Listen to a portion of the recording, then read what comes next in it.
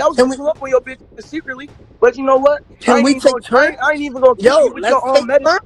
I ain't even gonna kill you with your own medicine. Trippie Redd just did the unthinkable. And no, I'm not talking about another weird face tattoo that looks like it was drawn during a kindergarten art class.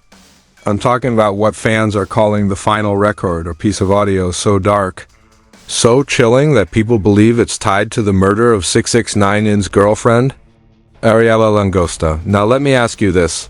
What happens when years of rap beef, betrayal, and snitching finally explode into something deadlier than a diss track? What happens when a feud that started with Instagram lives and corny shade ends with blood on the Bronx pavement? And what if the man behind the mic just confessed without even realizing it? This isn't just about music anymore. This is about war, street war, internet war, and psychological warfare wrapped up in auto-tune and SoundCloud beats. The streets are buzzing, Twitter's melting down, and hip-hop fans are asking the question nobody wants to answer. Did Trippie Redd just drop the most cold-blooded confession track in rap history? Stay locked in, because what I'm about to break down is bigger than beef. This is a murder mystery dressed up like a mixtape. So let's break this madness down. Who are the two main characters in this circus? On one side, we've got Trippie Redd, the guy who turned heartbreak into hit singles and tattoos into personality traits. On the other side, Tekashi 6ix9ine, a rainbow-haired federal informant who somehow still walks around acting like he's untouchable. Even though half the street code has him on the do not resuscitate list. Now, their beef isn't new.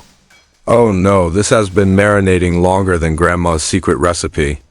It started back in 2017, when both of them were fresh, hungry, and desperate to prove they weren't just SoundCloud rappers with Wi-Fi access. They collaborated on Pole's 1469, but the honeymoon ended faster than a Kardashian marriage. Trippie accused 6ix9ine of setting him up for an attack in New York, and from there, the gloves came off, the shade got personal, and the internet got front row seats to one of the pettiest yet deadliest feuds in hip-hop. And here's where it gets spicy. 6ix9ine wasn't just trolling for likes. He was actually moving with gang connections, throwing money around like confetti, and living like the rules didn't apply. Until, oh yeah, the courtroom. When the feds came knocking, our boy Daniel Hernandez decided loyalty was overrated. He sang like a Disney princess in a musical, naming names, pointing fingers, and basically dismantling the entire 9 Trey Gangsta Bloods organization just to save his own skin. From a possible 47-year sentence to walking free after barely 2? That's not survival, that's betrayal wrapped in neon hair dye. And Trippie? He was watching, taking notes, letting the rage simmer. Because in street culture, you don't just snitch and walk away. You've basically signed your loved ones up for a hit list subscription plan, and it looks like Ariela Langosta's name was on page 1. Fast forward to August 17th, 2025. Ariela influencer, nightlife regular. 6ix9ine's rumored girlfriend is found slumped behind the wheel of her luxury Mercedes on a Bronx highway. Multiple gunshot wounds. Police call it a targeted attack. Fans call it karma. And the internet? Oh, the internet's already playing detective, stitching together theories faster than TikTok can shadow ban a conspiracy video. But then Trippie enters the chat. Not with a diss. Not with an Instagram live meltdown, nope, with a record. A final record that fans swear has hidden references to the hit, the date, and even the weapon. Suddenly, this isn't just beef. This is evidence. This is either the boldest confession in rap history, or the sickest trolling campaign of all time. So let's talk about this so-called final record. The audio that's got the internet foaming at the mouth. It leaked on a shady Discord server at 3 a.m., got ripped onto Reddit, then magically appeared on TikTok with captions like, Trippie just confessed hashtag 6ix9ine hashtag justice for Ariela. The track itself? Oh, it's classic Trippie. Raspy vocals, eerie beats, and lyrics that sound like they were written during a seance with demons. But underneath the mumble, fans claim he's dropping hints. One line goes, she rode the Benz, but the angels rode faster. Another, 17 sparks on the highway lights. Guess what? Ariella was shot 17 times. Coincidence? Or is Trippie auditioning for a role on CSI? And the internet detectives aren't stopping there. Someone slowed the track down 200%, reversed it, and swears they heard Trippie whisper, Bronx, 8/17. Like, who needs Netflix crime dramas when SoundCloud rappers are doing subliminals this blatant? But here's the kicker, anonymous industry insiders are coming forward. One fake source told an underground blog, Trippie's been planning this for years. He always said 6ix9ine was untouchable, so he went for the closest thing to him, his girl. This ain't music, this is a message. Even fake journalists are joining the frenzy. A parody TMZ account tweeted, leaked NYPD memo shows investigators reviewing Trippie's lyrics as potential evidence. Instantly, the post racked up over 100,000 shares. Suddenly, people are debating whether rap lyrics should count as confessions, or whether Trippie's just trolling so hard he accidentally solved his own crime. And let's not forget the fans. Trippie stans are defending him with Olympic-level mental gymnastics. He's an artist. Bro, y'all don't get metaphors. This is clearly about heartbreak, not homicide. The 17 shots? He meant heartbreak 17 times. Duh. Meanwhile, 6ix9ine's fanbase, small but loud, is losing their minds. TikToks are popping up with captions like, Tekashi, stay safe bro, while showing old clips of him flashing rainbow grills and acting like he's immortal. Spoiler, immortality expires when the bullets don't miss. And then there's the meme brigade. Twitter is flooded with posts like, imagine dying over a dude who looks like Elisa, Frank Binder from 2004. Trippie out here speedrunning the true crime documentary genre. Forget rap beef? This is the hip-hop version of Saw. But behind the jokes is real tension. Because if these lyrics really are linked to Ariella's death, then Trippie isn't just beefing anymore, he's basically taunting law enforcement with a soundtrack. And if history has shown us anything, it's that rappers love playing gangster. Until the feds hit play on the evidence, and trust me, the fallout from this record, it's about to get messier than Tekashi's wig collection. And here's where everything spirals out of control. The so-called final record isn't just causing chaos online, it's setting off alarms in the real world.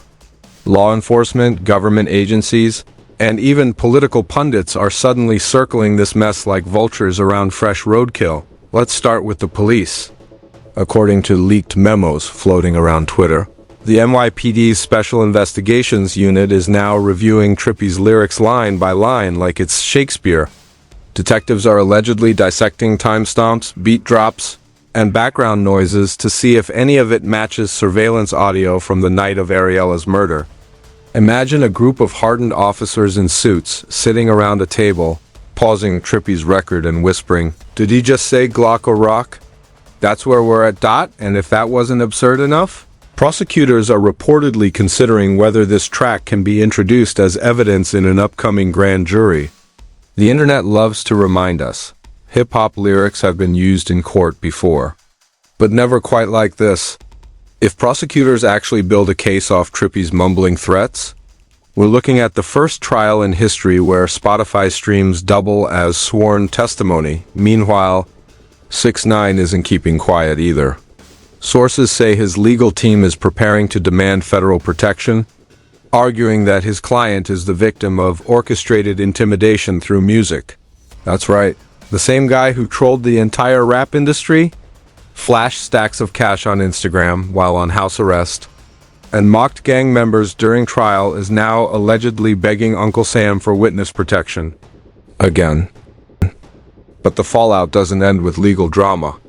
The entertainment industry itself is split down the middle. Some rappers are quietly distancing themselves from Trippie, scrubbing him from playlists, avoiding collabs.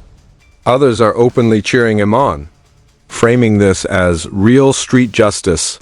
And then there are the opportunists, the ones already dropping diss tracks, remixes, and reaction videos titled Exposing Trippie's Final Record. Just to farm views, the government is also dipping its toes into the chaos. Fake reports claim a senator is calling for a new Rap Accountability Act, demanding rappers be held liable for crimes they describe in their lyrics. Overnight, this feud has transformed from a personal vendetta into a national debate about art, crime, and free speech, and the public. They're divided too. Half the internet wants Trippie locked up immediately. The other half thinks he's some kind of vigilante hero, serving street justice in ways the system never could. Meanwhile, Ariella's family has issued a statement, furious, heartbroken, and demanding answers. So what happens next? Will Trippie face charges? Will 6ix9ine and finally run out of lives to play with? Or will this entire scandal collapse into another unsolved mystery, a cautionary tale that future rappers reference in their lyrics? Because if there's one thing this saga has proven, it's that the line between music and murder has never been thinner. And right now, Trippie Redd might be standing on it with both feet. So here we are. A feud that started with diss tracks has turned into a potential murder confession playing out on streaming platforms. Trippie Redd's final record isn't just music anymore. It's evidence, it's controversy, and maybe even the nail in the coffin for an already bloody rivalry. But the question is, do you believe it? Did Trippie really just expose himself through his own lyrics, or is this the internet once again turning metaphors into murder weapons? Is 6ix9ine truly the victim, or is this all just another twisted chapter in a saga that never seems to end? Drop your thoughts in the comments, because this story is bigger than rap. And if you want the unfiltered breakdowns, the truths they don't want you to hear, make sure you like this video, subscribe, and stay tuned. The next revelation? It's coming.